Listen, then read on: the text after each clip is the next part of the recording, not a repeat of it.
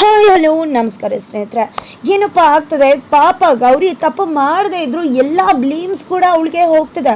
ಹಾಗಾದ್ರೆ ಸವಿ ಏನು ಮಾಡ್ಕೊಂಡ್ಬಿಟ್ಲು, ಅದಕ್ಕೆ ಗೌರಿ ಕಾರಣ ಆಗ್ಬಿಟ್ಲ. ಈ ಕಡೆ ಅಪ್ಪುವಿನ ಗತಿ ಏನಾಗಿದೆ, ಅಲ್ಲಿ ಮಂಗಳಮ್ಮನ ಗತಿ ಏನಾಗಿದೆ, ಏನಾಗ್ತದೆ ಇಲ್ಲಿ, ಇದು ಎಲ್ಲವನ್ನ ಕೂಡ ತಿಳ್ಕೊಬೇಕು ಅಂದರೆ ಈಗಲೇ ನಮ್ಮ ಈ ಚಾನಲ್ನ ಸಬ್ಸ್ಕ್ರೈಬ್ ಮಾಡಿ, ಹಾಗೆ ಈ ಒಂದು ವಿಡಿಯೋವನ್ನು ಪೂರ್ತಿಯಾಗಿ ನೋಡಿ. ಇಲ್ಲಿ ಗೌರಿ ಸೀರೆನ ಕೊಡಬೇಕು ಅನ್ನೋ ಒಂದೇ ರೀಸನ್ಗೆ ಅಪ್ಪು ಮನೆಗೆ ಬರ್ತಾಳೆ. ಗೌರಿ ಬಂದಿದ್ದೆ ತಡ ಅಪ್ಪು ಅತ್ತೆಗಂತೂ ಫುಲ್ ಖುಷಿ ಆಗ್ಬಿಡತ್ತೆ. ಚೇರ್ ಹಾಕಿ ಸತ್ಕರ್ಸೋಕೆ ಹೋದ್ರೆ ಚೇರನ್ನ ಒದ್ದು ಅವಮಾನ ಮಾಡೋಕೆ ಮುಂದಾಗ್ತಾಳೆ ಅರ್ಚನಾ. ನಿನ್ನೆ ಅವಮಾನ ಮಾಡಿದ ಸಾಲದು ಅಂತ ಇಲ್ಲೂ ಕೂಡ ಅವಮಾನ ಮಾಡೋಕೆ ಬಂದಿದ್ಯಾ? ನಿನ್ನೆ ಎಲ್ಲ ಕೋಇನ್ಸಿಡೆನ್ಸ್ ಅಂತ ಗೊತ್ತಲ್ವಾ? ಅವ್ರಿಗೂ ಗೊತ್ತಿರಲಿಲ್ಲ, ನಿಮಗೂ ಗೊತ್ತಿರಲಿಲ್ಲ. ಅದನ್ನ ಬಿಟ್ಟು ನಮ್ಮಪ್ಪ ಅಮ್ಮಂಗೂ ಹಾಗೆ ನನ್ನ ಅಣ್ಣಂಗೂ ಯಾಕೆ ಬೈದ? ಈಗಲೂ ಕೂಡ ಅದೇ ಅವಮಾನ ಮಾಡೋಕೆ ಬಂದಿದ್ಯಾ ಅಲ್ವಾ ಅಂತ ಹೇಳ್ತಿದ್ದಾರೆ. ಈ ಕಡೆ ಅಪ್ಪು ಸಮಾಧಾನ ಮಾಡಿಸ್ತಿದ್ರು, ತಂಗಿ ಅಂತೂ ಸಮಾಧಾನ ಆಗ್ತಿಲ್ಲ. ಇಲ್ಲ, ನಾನು ಅದಕ್ಕೋಸ್ಕರ ಬರಲಿಲ್ಲ, ನನಗೆ ಆ ಇಂಟೆನ್ಷನ್ ಕೂಡ ಇಲ್ಲ. ನಿನ್ನೆ ಆಗಿದ್ರಲ್ಲಿ ತಪ್ಪಿದೆ ಅಂತ ಗೊತ್ತು. ನಮ್ಮ ಮನೆಯವ್ರ ಪರವಾಗಿ ನಾನು ಕ್ಷಮೆ ಕೇಳ್ತೀನಿ. ಮಂಗಳ ಆಂಟಿ, ದಯವಿಟ್ಟು ಕ್ಷಮಿಸ್ಬಿಡಿ. ನಾನು ಇಲ್ಲಿಗೆ ಬಂದಿದ್ದು ಈ ಸೀರೆನ ಕೊಟ್ಟು ಹೋಗೋದಕ್ಕೆ. ಈ ಸೀರೆ ಎಷ್ಟು ಅಮೂಲ್ಯ ಅನ್ನೋದು ನಿಮಗೆ ನನಗೆ ತುಂಬಾ ಚೆನ್ನಾಗಿ ಗೊತ್ತು. ಅದಕ್ಕೋಸ್ಕರ ಈ ಸೀರೆ ಕೊಟ್ಟು ಹೋಗೋಣ ಅಂತಲೇ ಬಂದೆ. ತಗೊಳ್ಳಿ ಸೀರೆನ. ಈ ಒಂದು ಸೀರೆನ ನೀವು ನಿಮ್ಮ ಸೊಸೆಗೋಸ್ಕರ ಎಷ್ಟು ಎಮೋಷನ್ಸ್ ಇಟ್ಟು ತೊಗೊಂಡಿರ್ತೀರ, ಅದಕ್ಕೆ ನಾನು ಡಿಸರ್ವ್ ಅಲ್ಲ. ಅದು ಯಾರಿಗೆ ಸೇರಬೇಕೋ ಅವ್ರಿಗೆ ಸೇರಬೇಕು, ಅದರಲ್ಲಿ ಎಷ್ಟು ಪ್ರೀತಿ ಇರುತ್ತೆ ಅನ್ನೋದು ನನಗೆ ಗೊತ್ತು ಅಂತ ಹೇಳಿ ಹೋಗಬೇಕಿದ್ರೆ ಮಂಗಳಮ್ಮ ಅವರು ಅರಿಶಿನ ಕುಂಕುಮ ತೊಗೊಂಡು ಹೋಗು ಅಂತ ಕೋರಿಸ್ತಾರೆ. ನಂತರ ದೀಪ ಆರೋಗ್ತಿರೋ ದೀಪನ ಕೂಡ ಕಾಪಾಡ್ತಾಳೆ, ಆರೋಗ್ಯದೇ ಇರೋ ಹಾಗೆ ನೋಡ್ಕೋತಾಳೆ ಗೌರಿ. ಇದೆಲ್ಲವನ್ನ ನೋಡಿ ಗೌರಿ ಬಗ್ಗೆ ಒಂದು ರೀತಿಯ ಪ್ರೀತಿಯ ಭಾವ ಮಂಗಳಮ್ಮ ಅವರಲ್ಲಿ ಮೂಡ್ತದೆ. ನಂತರ ಈ ಕಡೆ ಅಣ್ಣ ತನ್ನ ತಂಗಿ ಹತ್ರ, ನಿನ್ನ ಕೋಪ ಬಂದಿರೋದು ನಿಜ, ಆದರೆ ನೀನು ಅನ್ಕೊಂಡಾಗಲ್ಲ, ಅದರಲ್ಲಿ ಈ ಮನೆಯವ್ರದ್ದು ಆ ಮನೆಯವ್ರದ್ದು ಇಬ್ರು ಕೂಡ ತಪ್ಪು ಮಾಡಿಲ್ಲ, ನೀನು ಸುಮ್ಮನೆ ವಿನಾಕಾರಣ ತಪ್ಪು ತಿಳ್ಕೊತಿದ್ಯಾ ಅಂದಾಗ ಏನಣ್ಣ ಮಾತಾಡ್ತಿದ್ಯಾ? ಅವ್ರ ಅಜ್ಜಿ ಮಾತಾಡಿದ ಸುಳ್ಳ ಅಂದಾಗ ಮಾತಾಡಿರಬಹುದು, ಆದರೆ ನಾನು ಇಲ್ಲ ಅಂತ ಹೇಳ್ತಿಲ್ಲ. ಆದರೆ ಅಷ್ಟೆಲ್ಲ ಅನಾಹುತ ಆಗೋ ಕಾರಣ ಶರಣನಿಂದಾನೇ ಅಷ್ಟೆಲ್ಲ ಆಗಿದ್ದು. ಜೊತೆಗೆ ಅದರಲ್ಲಿ ಗೌರಿ ಅವ್ರದ್ದು ಏನು ತಪ್ಪಿದೆ, ಅವಳ ಬಗ್ಗೆ ನಿನಗೆ ಕಾಲೇಜಲ್ಲಿ ಎಷ್ಟೇ ಮಿಸ್ಅಂಡರ್ಸ್ಟ್ಯಾಂಡಿಂಗ್ ಇರ್ಬೋದು, ಆದರೆ ಅವ್ರು ಇವತ್ತು ಮಾತಾಡಿದೇನು ಎಲ್ಲವೂ ಕೂಡ ಒಳ್ಳೇದೆ ಅಂತ ಹೇಳ್ತಾರೆ. ಅಯ್ಯೋ ನಿನಗೆ ಗೊತ್ತಿಲ್ಲ ಅಣ್ಣ, ಸೀರೆ ಕೊಡೋದ್ರ ಮೂಲಕ ನೀವು ಎಂಥ ಗತ್ಕೆಟ್ಟವರು ಅಂತ ತೋರಿಸಿ ಹೋಗೋದಕ್ಕೆ ಬಂದಿದ್ದಾಳೆ. ಸೀರೆನ ಎಲ್ಲಿ ಬೇಕಿದ್ರು ಬಿಸಾಕಬಹುದಿತ್ತು, ಅವಳು ಬಿಸಾಕಿದ್ಲು, ಇವಳು ಕರ್ಕೊಂಡು ಬಂದು ತೋರಿಸಿ ಚೀಪ್ ಅಂತ ತೋರಿಸ್ತಿದ್ದಾಳೆ ಅಂದಾಗ ಯಾಕೆ ಆ ರೀತಿ ಕೆಟ್ಟದಾಗಿ ಭಾವಿಸ್ತೀಯ?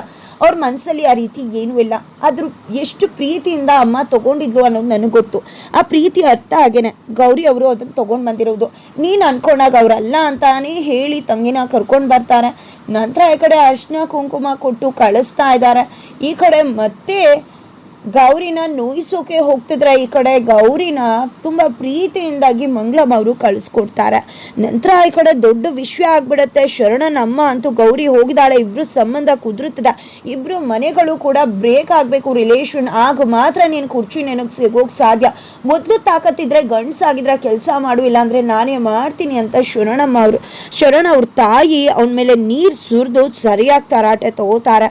ನಂತರ ಈ ಕಡೆ ಶರಣ ಅವ್ರಂತೂ ಬಂದಿದ್ದ ಒಂದಷ್ಟು ಜನ ಹೆಂಗಸರುಗಳು ಕೂಲಿ ಕೆಲಸ ಮಾಡೋರ ಹತ್ರ ಈ ವಿಶ್ವನ ಹೇಳಿ ಅವರು ಗೌರಿ ಮಾತಾಡ್ಕೊಳ್ಳೋ ಹಾಗೆ ಮಾಡ್ತಾರೆ. ಎಲ್ಲರೂ ಕೂಡ ಇಬ್ರು ನಡುವೆ ಏನೋ ಇದೆ, ಇಬ್ರು ಮದುವೆ ಫಿಕ್ಸ್ ಆಗ್ತದೆ ಅಪ್ಪು ಮತ್ತೆ ಗೌರಿದು ಅಂತೆಲ್ಲ ಮಾತಾಡ್ತಿದ್ದಾರೆ. ಈ ಕಡೆ ನೀವು ಅನ್ಕೊಂಡಿದ್ದೆ ನಿಜ ಅಂತ ಹೇಳೋ ಟೈಮಿಗೆ ಸರಿಯಾಗಿ ಮಂಗಳಮ್ಮ ಅವ್ರು ಬರ್ತಾರೆ. ಮಂಗಳಮ್ಮ ನಿಂತ್ಕೋ, ಇವರೆಲ್ಲರೂ ಒಂದು ವಿಷಯ ಕ್ಲಾರಿಟಿ ಬೇಕಂತ ಅಂದಾಗ ನೀನೇನಾದ್ರೂ ಆಟ ಆಡಿದ್ರೆ ಈಗಂತೂ ನಿನ್ನನ್ನಂತೂ ಸುಮ್ಮನೆ ಬಿಡೋದಿಲ್ಲ ಅಂತ ಶರಣಂಗೆ ಮಂಗಳಮ್ಮ ಅವರು ಎಚ್ಚರಿಸ್ತಾರೆ. ನಂತರ ಏನು ಮಂಗಳಮ್ಮ, ಈ ಊರಿಗೆ ಒಡೆಯರ ಮನೆಗೆ ಹೆಣ್ಣು ಕೇಳೋಕೆ ಹೋಗಿದ್ರಲ್ಲ, ಆಗಿದ್ರೆ ಮದುವೆ ಫಿಕ್ಸ್ ಆಗೋಯ್ತಂತೆ, ಗೌರಿ ನಿಮ್ಮ ಮನೆಗೆ ಬಂದಿದ್ಲಂತೆ, ಹಾಗೆ ಹೀಗೆ ಭರ್ಜರಿ ಅಲ್ವಾ, ಎಂಥ ಅದೃಷ್ಟ ಮಾಡಿದ್ದೆ, ಎಂಥವ್ರ ಮನೆ ಬೀಗ್ರ ಆಗ್ತಿದ್ದ ಅಂತೆಲ್ಲ ಹೇಳ್ತಿದ್ರೆ. ಆ ರೀತಿ ಏನೂ ಇಲ್ಲ, ಆಕೆಗೆ ಏನೋ ಬಂದಿದ್ರು ಅಷ್ಟೇ ಹೊರತು ಅದರಲ್ಲಿ ಯಾವುದೇ ರೀತಿ ಸಂಬಂಧನೂ ಇಲ್ಲ, ಯಾವ ಮದುವೆನೂ ಆಗ್ತಿಲ್ಲ ಅಂತ ಕ್ಲಿಯರ್ ಆಗಿ ಹೇಳೇ ಬಿಡ್ತಾರೆ. ನಂತರ ಈ ಕಡೆ ಅಪ್ಪು ಕೆಲ್ಸಕ್ಕೆ ಹೋಗ್ತೀನಿ ಅಂತ ಹೇಳಿದಾಗ ತಂಗಿ ಯಾವುದೇ ಕಾರಣಕ್ಕೂ ಹೋಗ್ಬೇಡ ಅಣ್ಣ ಅಂತ ಹೇಳ್ತಾಳೆ. ಆ ಒಂದು ಮನೆ ಊಟನ ನಾನಂತೂ ತಿನ್ನೋದಿಲ್ಲ, ಅಷ್ಟೆಲ್ಲ ಅವಮಾನ ಮಾಡಿದ್ದಾರೆ, ಅವ್ರು ಕೊಡೋ ಭಿಕ್ಷದ ಊಟ ನಾನು ತಿನ್ಬೇಕಾ ಅಂತ ಹೇಳ್ತಿದ್ದಾಳೆ. ಜೊತೆಗೆ ಅಣ್ಣನ ಯಾವುದೇ ಕಾರಣಕ್ಕೂ ಅವಮಾನ ಮಾಡಿರೋ ಜಾಗಕ್ಕೆ ಹೋಗಬಾರ್ದು ಅಂತ ಹೇಳಿದಾಗ ಈ ಕಡೆ ಅಣ್ಣ ನಾನು ಹೋಗ್ತೀನಿ, ಅದಕ್ಕೂ ಇದಕ್ಕೂ ಯಾವುದೇ ರೀತಿ ಸಂಬಂಧ ಇಲ್ಲ ಅಂತ ಹೇಳ್ತಾರೆ. ಅವಳೇನೋ ಬಂದು ಸಾರಿ ಕೇಳಿದ ತಕ್ಷಣ ನೀನೇ ರೀತಿ ಪ್ರಿಂಟಿಂಗ್ ಪ್ರೆಸ್ ಕೆಲಸ ಮಾಡೋಕೆ ಹೋಗೋದು ಯಾಕೋ ಚೆನ್ನಾಗಿ ಕಾಣಿಸ್ತಿಲ್ಲ ಅಂದರು. ಅಪ್ಪು ನಾನು ಹೋಗೇ ತೀರ್ತೀನಿ ಅಂತ ಹೋಗ್ಬಿಡ್ತಾರೆ. ಆದರೆ ನಂತರ ಈ ಕಡೆ ಅರ್ಚನಾ ಅಮ್ಮಂಗೆ ಕೆಲವೊಂದು ಮಾತುಗಳು ಆಡ್ತಾಳೆ. ಆ ಮಾತುಗಳು ಕೇಳಿದ್ರೆ ಕೆಲವೊಮ್ಮೆ ನಮಗೂ ಕೂಡ ಅದು ಸರಿ ಅಂತಾನೆ ಅನಿಸುತ್ತೆ, ಆ ಕಡೆ ಮಂಗಳಮ್ಮ ಅವ್ರಿಗೂ ಕೂಡ ಅದು ಸರಿ ಅಂತಾನೆ ಅನಿಸುತ್ತೆ.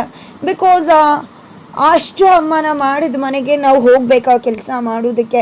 ಏನೇ ಕೋಇನ್ಸಿಡೆನ್ಸ್ ಆಗಿದ್ರು ಕೂಡ ಅಲ್ಲಿ ಮಾತುಗಳು ಬಂದಿದ್ದು ನಿಜ ತಾನೇ. ಜಗಳ ಯಾರೇ ತೆಗ್ದಿದ್ರು ಅವರು ಕೂಲಿ ಆಳು ಅಂತ ಕೀಳಾಗಿ ಮಾತಾಡಿದ್ದೆಲ್ಲ ಸುಳ್ಳಲ್ವಲ್ಲ ಅಂತ ಹೇಳಿದ ಮಾತುಗಳು ಖಂಡಿತ ನಿಜ ಅಂತಾನೆ ಅಂತ ಅನ್ಕೋಬಹುದು. ಜೊತೆಗೆ ಈ ಕಡೆ ಕಾಲೇಜ್ಗೆ ಗೌರಿ ಬಂದರೆ ಅಲ್ಲೂ ಕೂಡ ನೆಮ್ಮದಿ ಇಲ್ಲ. ಈ ಕಡೆ ಅರ್ಚನಾ ಕಾಲೇಜಿಗೆ ಬಂದಿದ್ದೆ, ಒಂದು ಡಸ್ಟ್ಬಿನ್ ಯೂಸ್ ಮೀ ಅಂತ ಇರೋದ್ರ ಮುಂದೆ ಬೇಡ್ಕೊಂಡು, ಅಯ್ಯೋ ಈ ಸೀರೆ ಹಬ್ಬದಲ್ಲಿ ನಾನು ನಿನ್ನನ್ನು ಒಪ್ಕೋ ಅಂತ ಕೇಳೋಕೆ ಬಂದಿದ್ದೀನಿ, ನಮ್ಮ ಮನೆಯವರೆಲ್ಲ ಪರವಾಗಿ ಪ್ಲೀಸ್ ನನ್ನನ್ನು ಒಪ್ಕೋ ಅಂತ ಅಂಗ್ಲಾಚು ರೀತಿ ಮಾಡ್ತಿದ್ರೆ ಈ ಕಡೆ ಗೊತ್ತಾಗ್ಬಿಡುತ್ತೆ ಈಕೆ ನನ್ನನ್ನೇ ಟೀಸ್ ಮಾಡ್ತಿದ್ದಾಳೆ ಅಂತ. ತಕ್ಷಣ ಸಿಟ್ಟು ಮಾಡ್ಕೊಂಡಿದ್ದೆ, ಯಾಕೆ ಈ ರೀತಿ ಎಲ್ಲ ಮಾಡ್ತಿದ್ಯಾ ಅಂತ ಹೇಳಿ ಕೇಳ್ತಿದ್ರೆ, ನಾನೇನೋ ಮಾಡ್ತಿದ್ರೆ ನಿನಗೆ ಯಾಕೆ ಆ ರೀತಿ ಅನ್ನಿಸ್ತಿದೆ ಅಂತ ಹೇಳ್ತಿದ್ದಾಳೆ. ಜೊತೆಗೆ ಇದನ್ನೇ ತೊಗೊಂಡು ಹೋಗು, ಇದ್ರ ಜೊತೆನೇ ಮದುವೆ ಮಾಡ್ಕೋ, ಇದು ಏನು ಮಾಡಿದ್ರು ಮಾಡಿಸ್ಕೊಳ್ಳುತ್ತೆ, ತೊಗೊಂಡು ಹೋಗು ಈ ಡಸ್ಟ್ಬಿನ್ನ ಅಂತ ಕೂಡ ಹೇಳ್ತಿದ್ದಾಳೆ. ಜೊತೆಗೆ ಪಾಪ ನಿಜ ತಾನೆ, ನನ್ನಣ್ಣನ ಹತ್ರ ನಿಮ್ಮನೆ ಕೆಲಸ ಮಾಡೋರ ಹತ್ರ ಬಂದ್ಬಿಟ್ಟು ಮದುವೆ ಆಗುವಂಥ ದಿಕ್ಕಾಪಾಲ್ ರೀತಿ ಕೇಳ್ತಿದ್ಯಲ್ಲ ಅಂತ ಕೂಡ ಹೇಳ್ತಾಳೆ. ಜೊತೆಗೆ ಅವಳಿಗೇನಂತ ಗತಿ ಬಂದಿಲ್ಲ ಅಂತ ಹೇಳಿ ಫ್ರೆಂಡು ಗೌರಿ ಪರವಾಗಿ ಮಾತಾಡಿದ್ರೆ, ಈ ಕಡೆ ಎಲ್ಲರೂ ಏನು ನೀನು ಬರೋ ಬಿಲ್ಡಪ್ಗೆ ಏನೋ ಅನ್ಕೊಂಡ್ಬಿಟ್ಟಿದ್ವಿ, ಯಾವುದೋ ಶ್ರೀಮಂತರು ಮನೆ ಮಗಳು ಅಂತ, ನೀನು ನೋಡಿದ್ರೆ ಗೌರಿ ಮನೇಲಿ ಕೆಲಸ ಮಾಡೋ ತಂಗಿನ, ಅಯ್ಯೋ ಪರಮಾತ್ಮ ಅಂತಿದ್ರೆ, ಹೇ ಸುಮ್ಮನಿರಿ, ನನ್ನ ಅಣ್ಣ ಅಲ್ಲಿ ಅಕೌಂಟೆಂಟ್ ಆಗಿ ಕೆಲಸ ಮಾಡ್ತಿದ್ದಾನೆ ಅಂತ ಹೇಳಿ ಅರ್ಚನಾ ಕೋಪ ಮಾಡ್ಕೊಂಡು ಹೋಗ್ತಾಳೆ. ಅವಳು ಮಾಡಿದ್ದು ಅವಳೇ ತಿನ್ಬೇಕಾಗಿರೋ ಪರಿಸ್ಥಿತಿ ಬರುತ್ತೆ. ಇಷ್ಟು ದಿನ ಬಿಲ್ಡಪ್ ಕೊಡ್ತಾ ಇದ್ಲು, ಈಗ ಅವ್ರ ಅಣ್ಣ ಕೆಲಸ ಮಾಡೋ ವ್ಯಕ್ತಿ ಅನ್ನೋದು ಫ್ರೆಂಡ್ಸ್ಗೆ ಗೊತ್ತಾಗ್ದ.